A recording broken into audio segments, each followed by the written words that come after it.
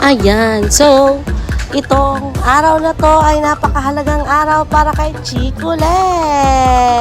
Bakit? Ngayon ang first Tai Chinoy ni Chico. Naranasan ng aking pamangkin na si Chico makaranas na mag-parade for Tai Chinoy. Ang Tai Chinoy po ay pinagdiriwang tuwing Chinese Festival or Chinese New Year dito sa Tayabas. Tayabas Chinoy Festival. Kaya po, Tai Chinoy. Ang ganda ng mga bata. Ayan, kapatid ko yan. Yung kanina. Ang dami nilang bata na naka-costume, diba? O, effort na effort. Sino ka dyan? Effort sa mga lola, sa mga anak, sa mga mamish. O, diba? Kita. Ay, hindi pala to. Joke. Akala ko kike. Ayan, diba? Para magsasamuray pa yan siya, girl. Pak! Sino ka dyan? Ang daming kiddos. Ang saya-saya, ang saya-saya. Tingnan naman natin ang mga momshi. Diba? Naka-outfit din yan. Naka-red. Ayan, so nakakatuwa po dito sa Tayabas. Napakadaming festival na pinagdidiwang. Especially pag mayuhan.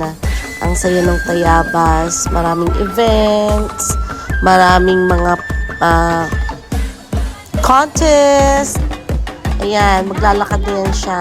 Pero, bakit naman Ate Chico sad face yarn? Bakit mungot yarn? Parang ayaw mo na maglakad? Dito ka girl, dito ka. Hila ka dyan, ganyan. Tiis ganda, borlog yan. Napagod sa paglakad si Ate Chicolet. Diba? Aura Ampeg. Fresh pa din ng mami. Ito, si Ellie, nag-Chinese New Year nung time niya. So, yung Ate Chicolet kanina hiniram niya talaga kay Ate Ellie niya. Ang aking one and only daughter. Diba yan siya?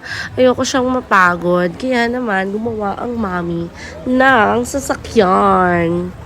Tulak-tulak, buhat-buhat. Kaya ang pagod dyan ay nanay at tatay. Supportive, diba? Isa din po siya sa nanalo. Yes! Siya ay second. Ito yung mga classmates niya. Hi, Jaire! Hi, Sophia! Hello! Diba yan siya mga kambal? Ginutom sila sa paglalakad. Yan lang po. Dito nagtatapos.